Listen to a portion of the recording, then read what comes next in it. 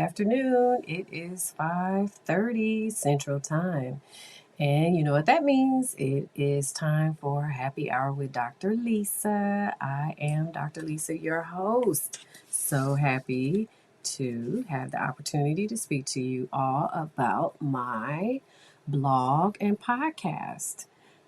I would like for you all to read my blog first before you come into this podcast. That way, you will understand exactly what I am talking about in this podcast. And you can do that by going to my webpage. It is lisaliggins.chambers.com. LISALIGGINS Chambers, CHAMBERS.com, and go down to blog 44. It's called Inspiration and the Boogeyman. That is the blog that we are going to talk about today. If you want to chime into my podcast, you can absolutely do so. You can do that on Podbean. You can, typically, I'm on social media live broadcasting, so you can actually see me tell the stories. I am not doing that today because your girl looks a little rough today. And I am just not myself today. So I decided not to be live on social media. And I know that all of you will understand. We are all human. Sometimes we just have rough days. So if you want to email me, you can do that at kidscanseeghosts@gmail.com. Thank you to those who have emailed me, or you can catch me on some of my social media pages. Now, I've had to lock up some of my social media pages, which is really disappointing because I like them to be open for all of you. So now that they are locked, if you want to be a part of my Instagram page, you are going to have to do a friend request.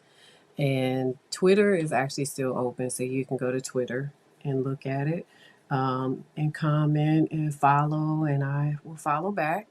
You can also go to YouTube. So all of those things are still open, but Instagram is now locked. Sorry, guys, but when people can't be appropriate, that's what I have to do to protect myself.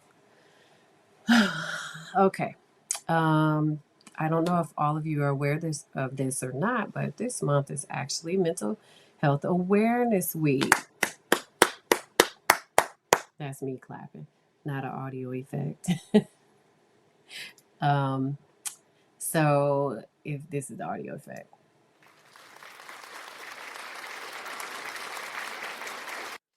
I'm learning some stuff. So goofy. Okay. So, and of course, I don't know how to turn it off. Let's see. Maybe we'll turn it off. So I'm learning some stuff, but apparently I still need to learn more. That's cool. It goes off by itself. Um, yes, I'm goofy. Okay, so I am going to share with you, for Mental Health Awareness Week, that we are trying to decrease the stigma about mental health. And so I want to be one of the first people, or one of the many for some of you, to tell you that it is absolutely okay to admit when things are not going well, or if it's interrupting your daily living, and that you need more help for some of the things that you're going through. And that includes therapists and psychologists. Remember, we're all goofy, like laymen or people who are not within our field, excuse me. And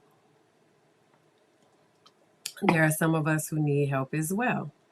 So, take advantage of it. We're all trained to help the public with some of the things that you guys are going through, from marriage and family therapy to, child therapists and neuropsychologists and psychiatrists. Remember, they are medical doctors. And, there's forensic psychologists. So there's a whole range of help out there. So make sure you all, if you need, to deal with mental health, make sure you take advantage of it. So I was listening to a story today, and I want to just remind some of the therapists and, psychologists and others, that when you get into an ethical dilemma, make sure that you talk to that psychologist or that therapist first. You just don't want to go and report someone if it can be resolved between the two of you as professional psychologists or therapists or social workers or whatever in this field. So we have a duty to make sure that we don't harm the public, and so we need to make sure we check one another. When we do check one another on our ethics, when the person who is the one, you know, that others can file ethics complaints against if you're not willing to fix those ethical problems or challenges. We can report you. And therapists, I would encourage you to do that if these things continue and it can't be resolved. Excuse me, guys. Making any racist comments, what are considered racist comments or biases toward individuals who may be different from you can be causing harm to them. So you want to make sure that you take care of those things so that your number one duty is taking care of your clients, that those things do not harm your clients. So if it is, there's help for that too. So remember, we have to be sound and aware of our own mental health. And so that goes for your own biases as well, especially if they can be harming, your clients or your community. You don't want to do that. Okay. We need to take care of people, not hurt them. So that's my spiel for Mental Health Awareness Week this week. All right, let's get down to the blog. Inspiration of Boogeyman. There are times when I do get writer's block. For example, I have not blogged since April 15th. And the reason that I have not blogged is because I do have writer's block. And the writer's block is different for me. And what happens is there are times when I just have to sit back and look at some of my old cases, or something has to trigger a memory that I have about some of the nebulous kids or kids that can see ghosts. And since April 15th, there were a couple of things that came up, but I wasn't quite sure how I wanted to write them in my blog. So the same thing happened around December, where I was just kind of, sitting around like, what do I want to write about? I can go this way, I can go that way, but I really don't have one direction that came to me. So sometimes inspiration will just hit me in the weirdest places. And that's something that actually happened to me today.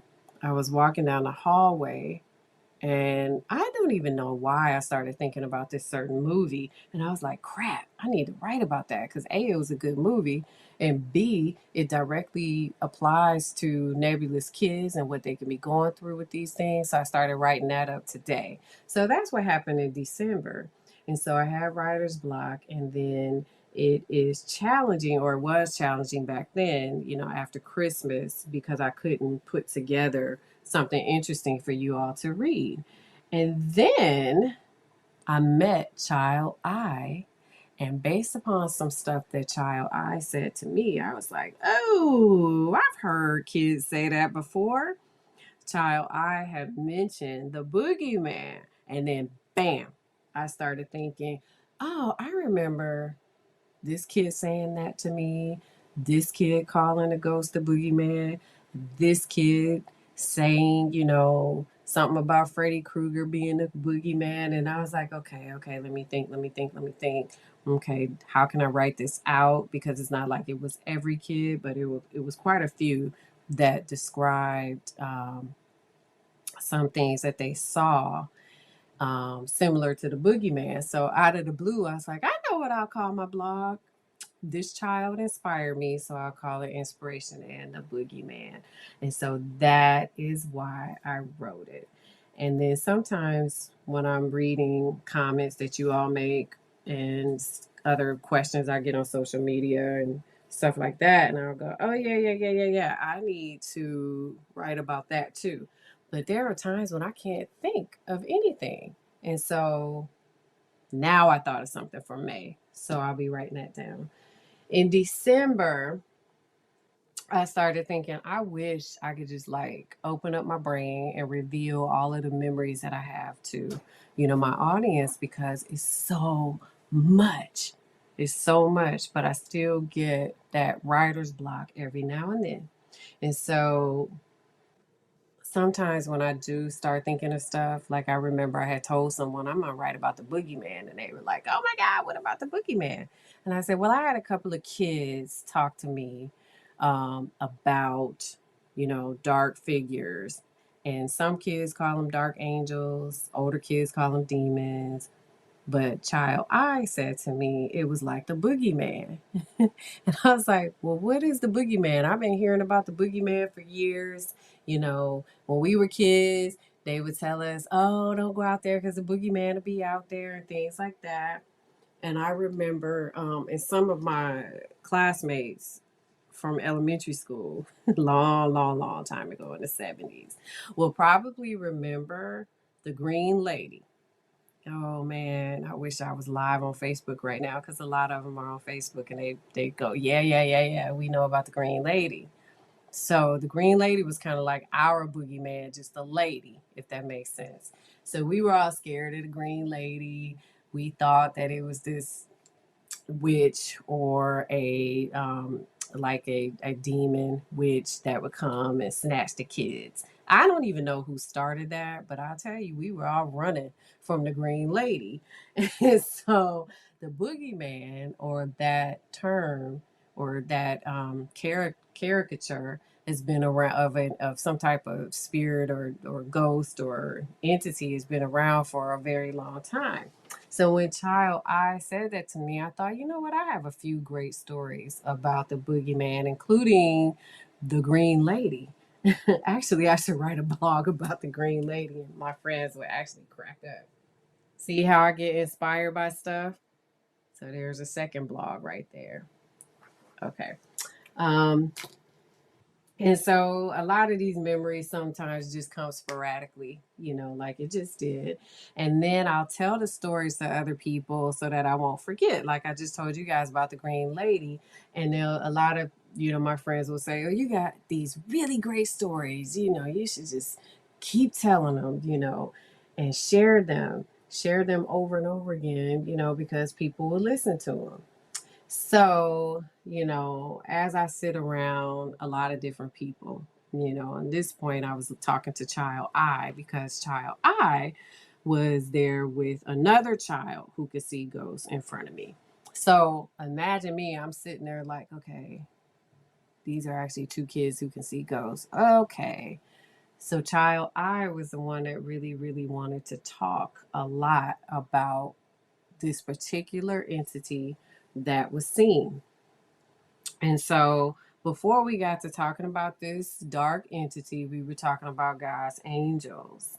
And these kids, it was so interesting because they wanted to share with me not just the angels that they could see in the room, but they wanted to talk about the ones that were around me, which I had told you guys.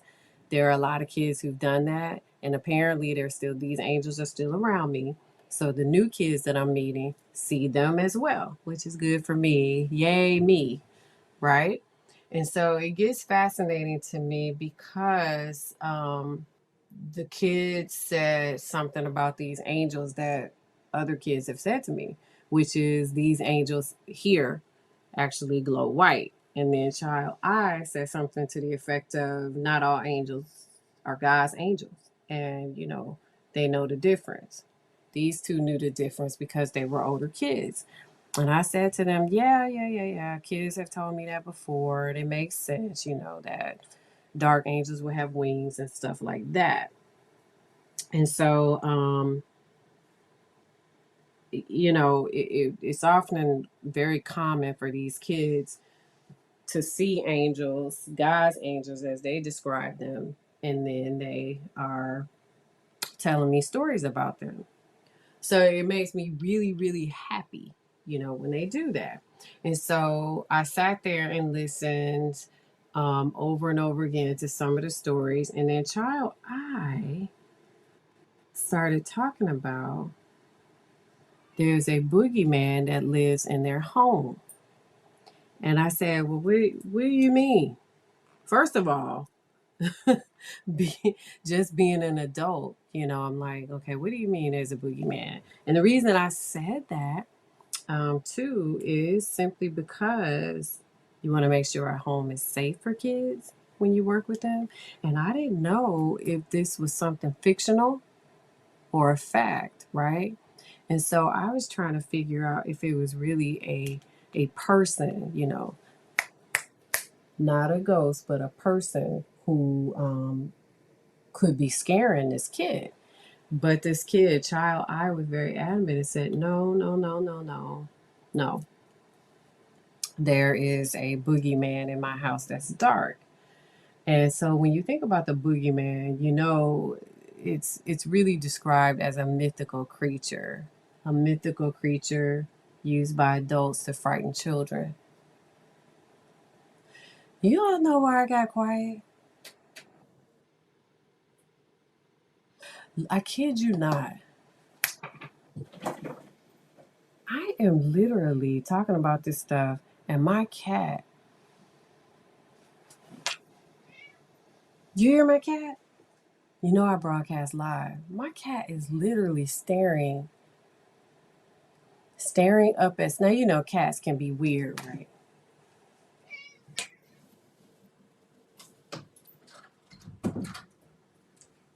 He started making me nervous, so I had to put my cat out. I'm sorry, but like he was literally staring up at the ceiling, and then at the wall, and just not moving.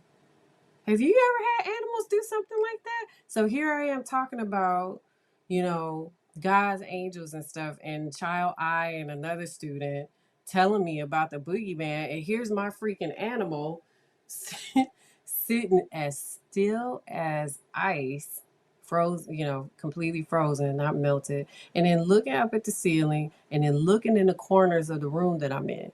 Yeah, he had to get out, just so you know. Anyway, so child I is like telling me that it's actually an entity. And so, I had explained, what the boogeyman meant, being a mythical creature that adults use to scare children into good behavior. And this kid said, no, no, no, I call this thing the boogeyman because it's scary.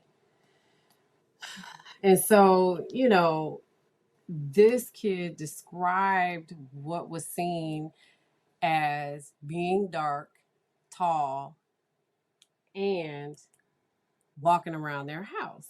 So I'm like, oh, okay. And this kid said that it's scary.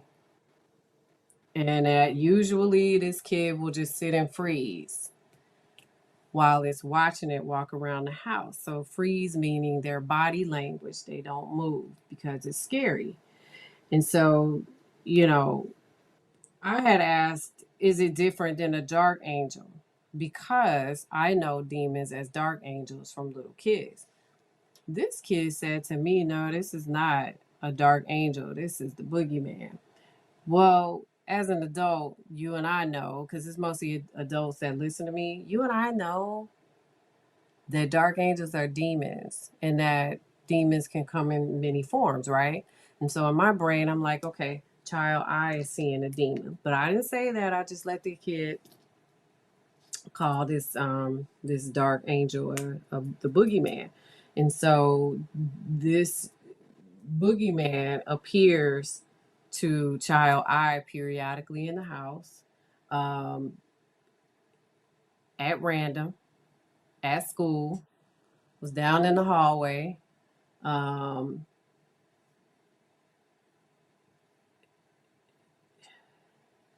Not torturing this kid in the sense of like tactile hallucinations, like touching or anything like that, but torturing, like being in the room, staring at this kid. How do I describe it? Just not being the type of spirit that will come and go. This one is like just mean, being intimidating. How about that?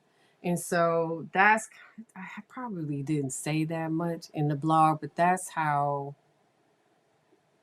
if I think back to the visual, that's what this kid was telling me. That it was more intimidating because it didn't move, it would stay there at school. This kid would look and this thing would be down the hallway or in the classroom off on the side and just staring at this kid. And so child I had the ability to see go or has the ability to see ghosts. And the experience has been similar to other nebulous kids that I've talked to. And so, one of the things that I was asking child I is, do you want to rid yourself of this boogeyman character that you see? And this kid said, yeah, it's scary. But here's the thing, my dad saw it too. And I said, what do you mean your dad saw it? Well, I told my parents, they didn't believe me. And my dad walked outside, then walked up to the door and stopped because my dad actually saw it and came in the house and told us, I saw the boogeyman, and believed us because my dad saw it. Yeah. So the father could actually see ghosts too, but had never seen the type of ghosts that the kids were reporting to him. And so once the father saw the boogeyman too, that's when they started doing different things to cleanse the house. But the thing is, the house has another disturbance, which is upstairs. And I asked Child I a couple of weeks ago, have you told your parents about the other disturbance, upstairs? And Child I said no.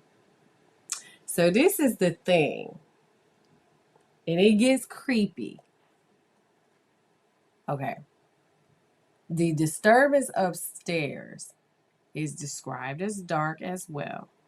So they are actually in a house that has a lot of disturbances.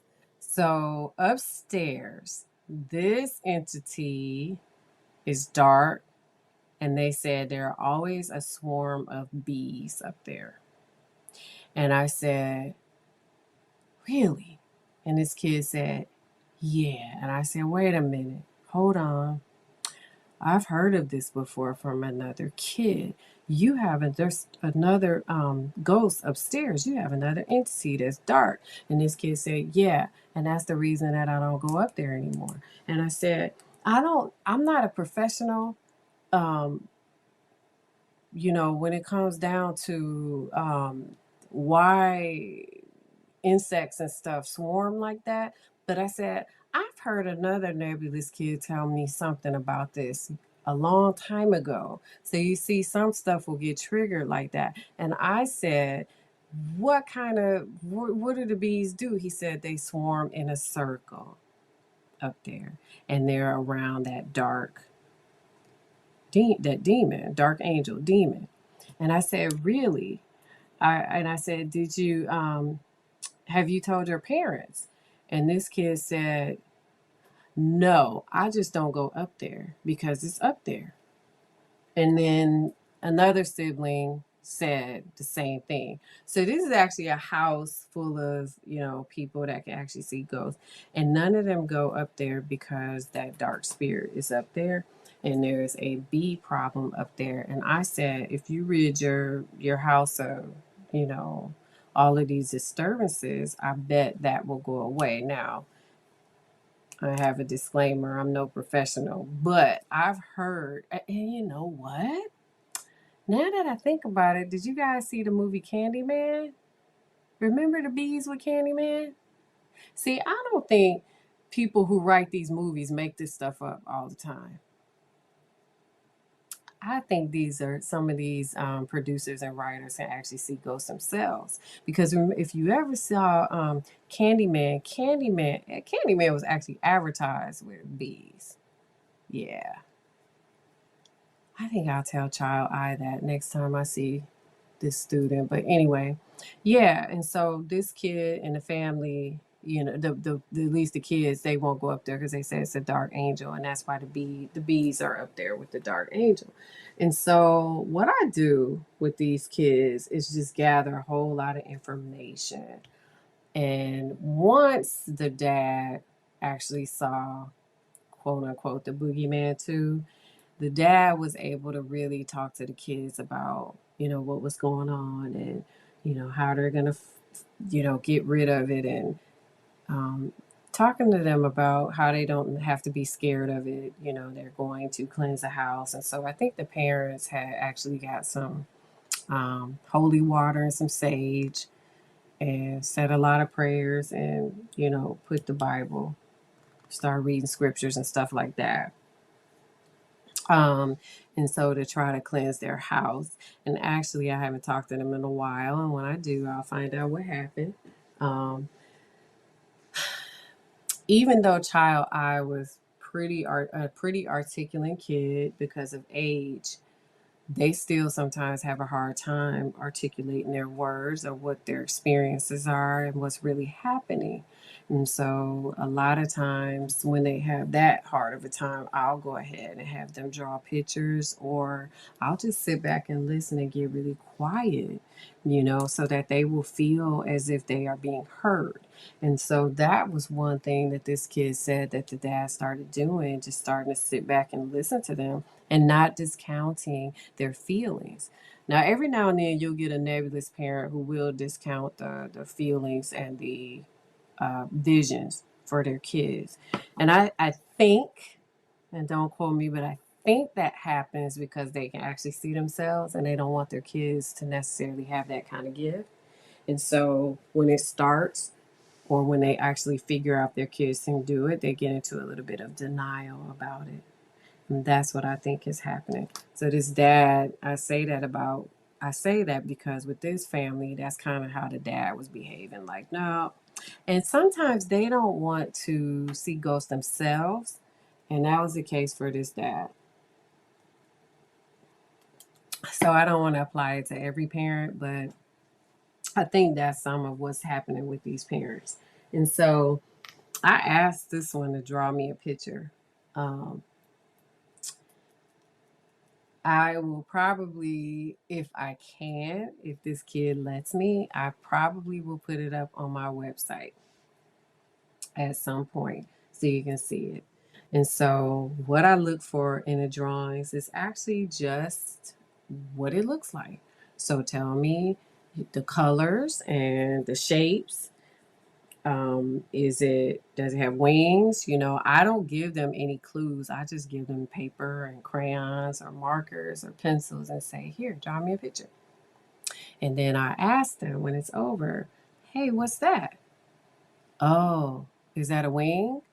You know, oh, tell me about that wing. Did it fly? Like, was it floating in the air? Was it on the floor? And the kids, based upon what they draw, they will give you details about what's in their picture if they feel comfortable. And they will in certain colors. So, like, I had another student draw me a picture of an angel. It had white wings and it was floating up. I'll never forget it. It was floating up or floating down to earth from the clouds. And the clouds were blue and it was floating down toward the earth. And this kid said when she looked up at the sky, she could see God's angels coming down from the sky. I'll never forget that. So, you know, that's what I did with Child I, and it's kind of what we call like a project. It's not a test at all, but it's kind of like the projective test. You know, some of them will have you draw different things. That's where I modeled it from, but obviously I'm not testing the kids. And then so when they, you know, when they do draw these pictures, it'll give you a better idea of what's happening in their minds. And I actually really love that. You know, I had a lot of pictures and threw them away years ago because I never knew I would do something like a podcast or a blog. And so I always allow them to process their drawings. You know, this boogeyman was drawn very tall and scary to this kid. And so in processing the fear was my goal. What is this fear of this thing? Is it doing anything to you? Is this a real person?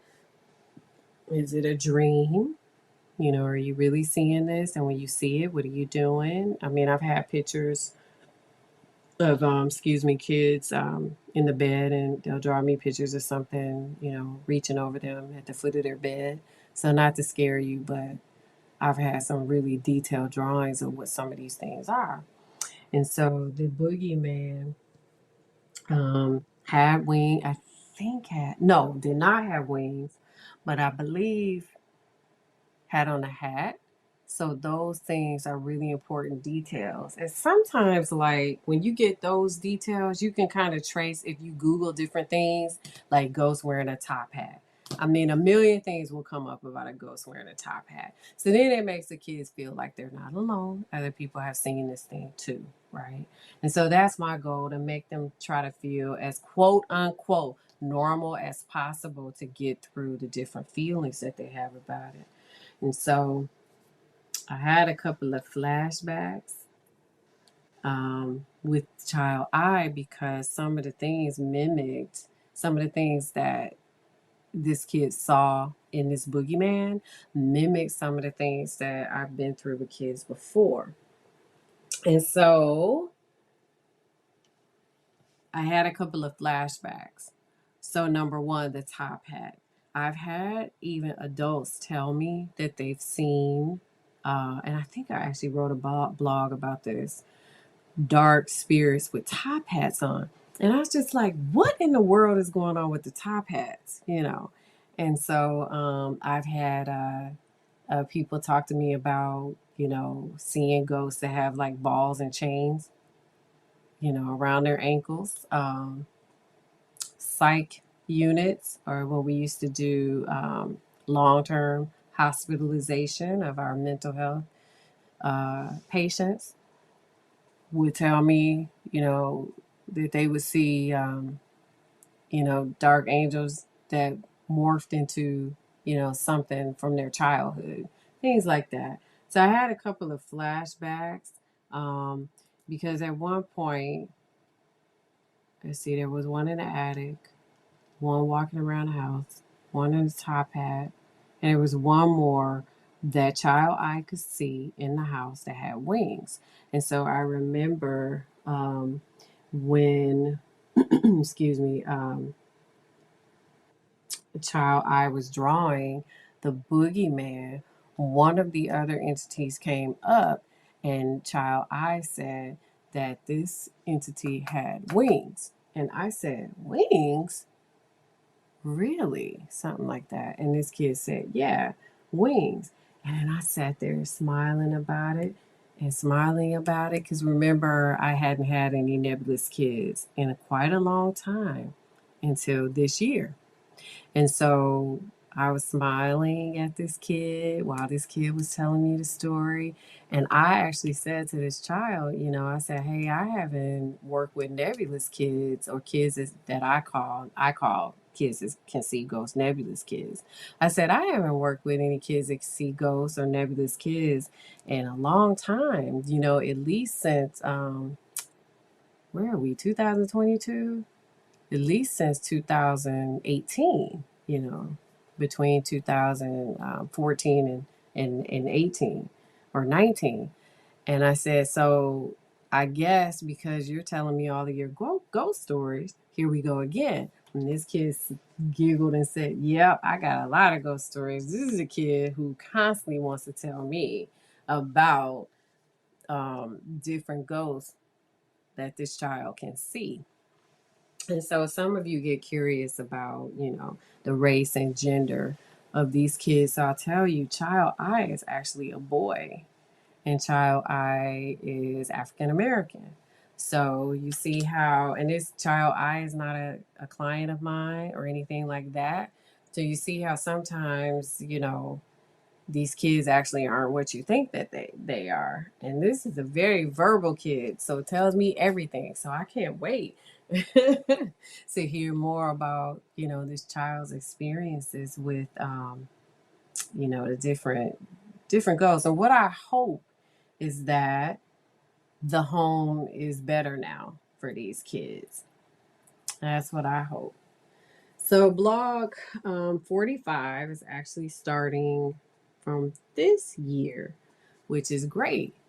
2022. So, the first blog that I wrote for 2022 was on January 2nd. And what we're going to do next week is start talking about public questions. And so, to set that off, I'm going to end this podcast with a question that came to me from someone that I saw in person.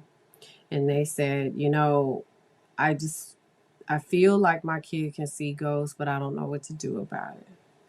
And so, can you tell me what to do about it if I feel like my kid can see ghosts? And I said, what do you mean you feel like your kid can see ghosts? And this person said to me, because my kid is always looking around the room at stuff, my kid is talking to stuff, my kid is not sleeping in the bed at night, which can be a symptom for any kid. You know that, guys. I don't have to tell you that. And then, but my kid reports seeing something in the room at night, which is why my kid won't open the closet, which is why my kid won't go in the closet at night to get anything out, which is also why my kid won't sleep in their room. And I said, well, that is really hard. It is, these are real live issues for, some parents. And so this parent, this mom, she said, I don't know what to do about it. I'm just at a loss. I'm tired. Because remember, they're tired. Their kids aren't sleeping. So I asked his mom, I said, can you see ghosts? And she said, no. I said, I'm asking you because I know some parents will avoid who can see ghosts going into, the rooms to investigate it. But I said, you need to go in there. I said, have you, had your kids, draw you a picture or anything just so you can see and what it looks like? And she said, no. I said, well, the way to make your kid feel comfortable, go ahead and listen to your kid like you have been, but have them draw you a picture so you can actually see it for yourself. And then help your kid to understand how to cleanse their room or your house and teach them how to do it. This is a religious mom. Remember, I broke down the kids. And so this is I'm sorry, remember how I broke down the parents? I think you remember that a couple podcasts ago. So this is actually a parent who's a religious parent. So I was able to tell her, hey, you have to go ahead and talk to your kid about God and pray. So teach your kid how to pray, and to pray these things away. But I want you to study it on your own, go ahead and, research, what to do in these situations. And also, feel comfortable, using your religion to help your kid yourself, to empower yourself and your kid. I talked to this parent about how, demons do not reign supreme over humans. And I was able to get a little more detail with this parent because she understood, because this parent is a religious parent and is willing to do these things on her own. And so, surprisingly, this child was able to tell mom a whole host of stuff. So, this is a kid who mom said had been seeing ghosts for quite a long time, and she really wasn't aware of it. Or if the kid tried to tell her, she said, I have to admit that I just ignored it and didn't listen until somewhat happened. Psychological symptoms started happening, lack of sleep. We all lack sleep. We get moody and etc. So those things were happening to this child, and it was directly impacting the parent. And so they're still working on things. So I don't have an update about that. But there's a lot of reading about this stuff. It still surprises me too, because remember when I started this journey, I didn't know I was going to take this journey in my career, but when I started it, remember, we didn't even have computers until I hit about 12th grade in high school. So probably about 1990. And then they were those old crazy IBM computers. And so I was in my, I don't even know, 30s when we started getting internet browsers and stuff like that. So having this wealth of information quickly, that's new. right? So I was telling this mom that back in the day, of course, I had to go to the library and do, get all the cards and stuff out of the files to find research. So I was telling her it's so easy for you to read what other parents have done as well. There are actually groups on Facebook, large groups from parents whose kids can see ghosts. So actually, just as a sidebar, one of the groups actually encouraged me to do this podcast a couple of years ago, and I didn't do it when they told me to. And it was like a couple thousand people that told me to do it, and I didn't do it because I was a chicken. But I'm not a chicken now, and so I told her. So there are a lot of things you can do, and that was after I talked to this mom about you know things that are interrupting their daily lives, and the association with psychology. I mean, this mom is pretty sharp. So she had a lot of, questions for me. So yeah, anytime you have questions, make sure you ask me. I really appreciate it when you do those things. All right, so we're in the podcast. Thank you so much for joining me, and I, you have no idea how humble I am about you guys participating and making this podcast and my blog what it is today. Thank you so much. And you guys, make sure you have a good rest of the week. Bye bye.